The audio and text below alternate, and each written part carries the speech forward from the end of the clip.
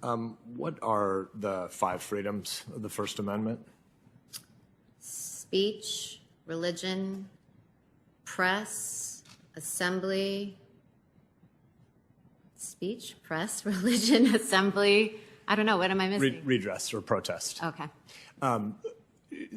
Why is there one amendment that has these five freedoms clustered? Why do they hang together?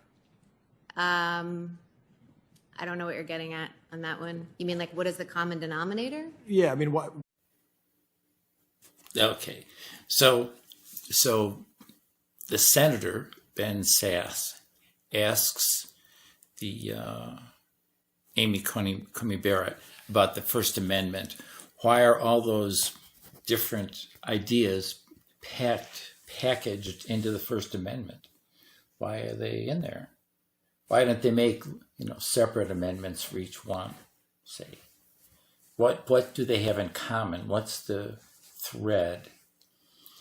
And the answer is they're about federal regulation of ideas. That's the overarching thread. But it's important to remember two things, or to know two things. Remember one thing, maybe learn one other thing. Who is speaking and who is being spoken to? Well, it's the states that are speaking. The states have written these amendments. The writers of the Constitution didn't want any amendments. They said, we have a limited government. Why do you have to put limits on a limited government? It doesn't make any sense. And the state said, well, nevertheless, we're going to. Okay, so that's the first thing, that it's the states limiting the federal government. All the amendments are like that.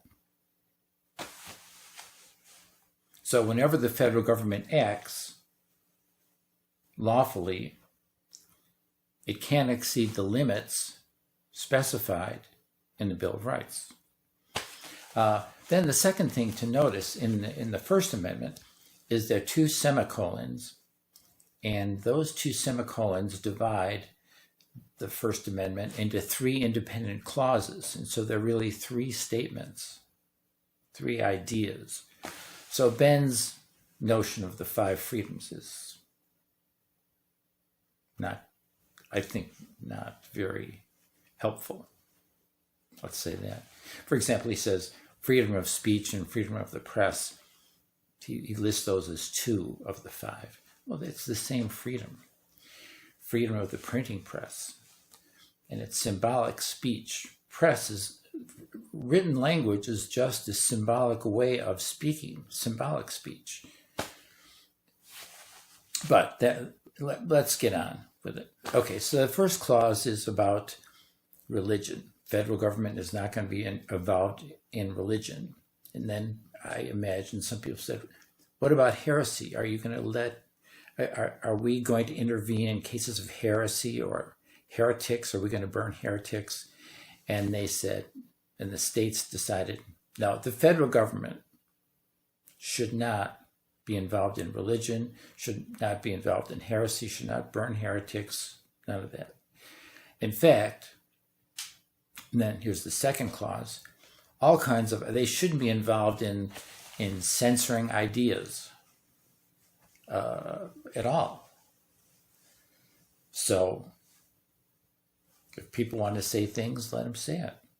And of course, there's a limit, which in the early days was termed clear and present danger, and it's been tightened up a little bit since then. And of course, troop ships, sailing dates of troop ships and things like that, you can't say that. But in general, discussion of ideas, knock yourself out. But then the third clause is really the kicker.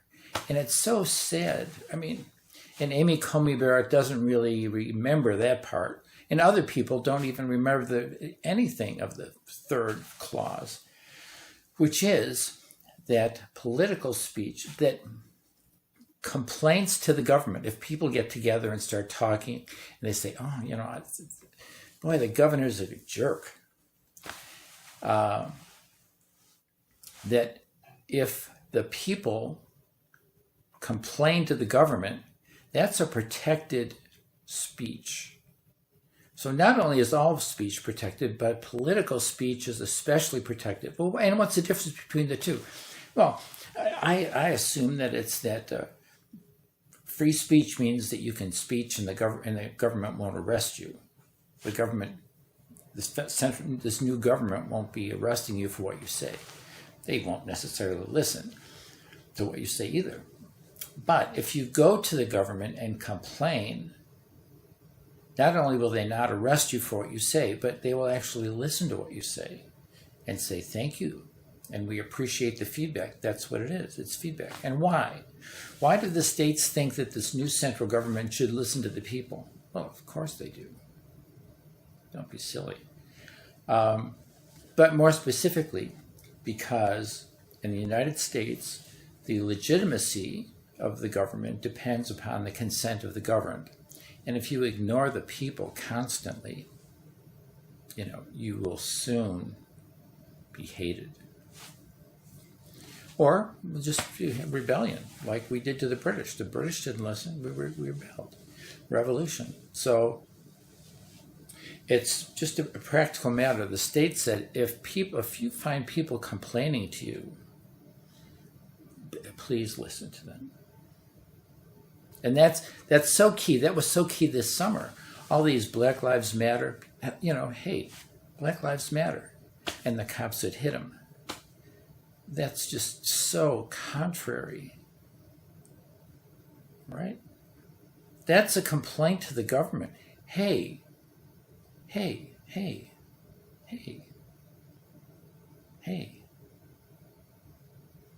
It's a clear violation of the First Amendment. It's a clear and terrible. Okay, anyway, that's